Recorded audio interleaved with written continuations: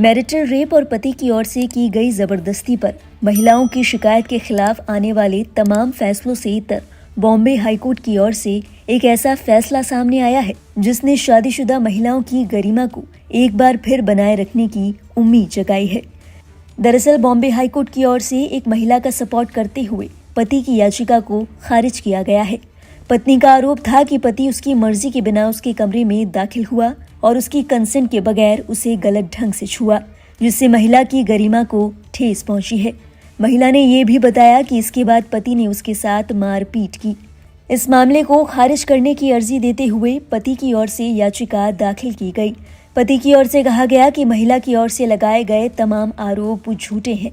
पति ने कहा कि वैवाहिक जीवन में कलह के चलते उसके खिलाफ झूठी शिकायत दर्ज कराई गई है।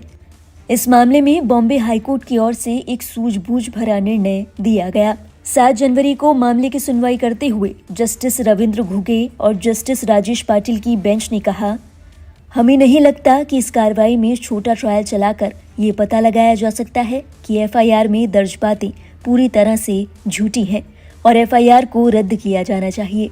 ऐसे में याचिका खारिज की जाती है।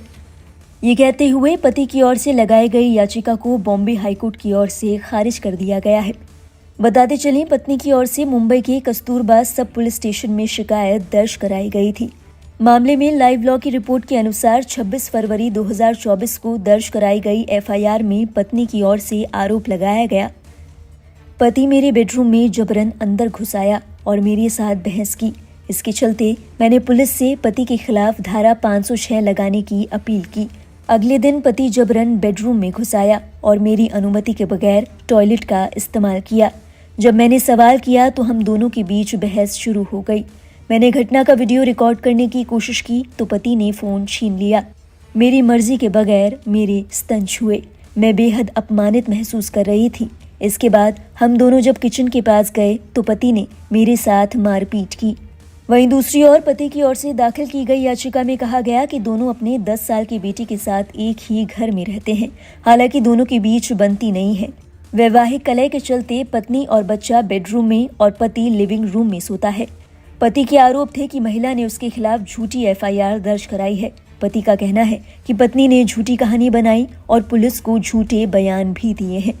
हालांकि कोर्ट की ओर से पति की इस याचिका को ये कहकर खारिज कर दिया गया कि एक छोटे ट्रायल में ये पता लगाना मुश्किल है कि महिला की ओर से किए गए सभी दावे झूठे हैं। बहरहाल बॉम्बे हाईकोर्ट के इस फैसले पर आपके क्या विचार हैं, हमें जरूर बताएं कमेंट बॉक्स में। और देश और दुनिया से जुड़ी हर लेटेस्ट अपडेट के लिए देखते रहिए लाइव हिंदुस्तान।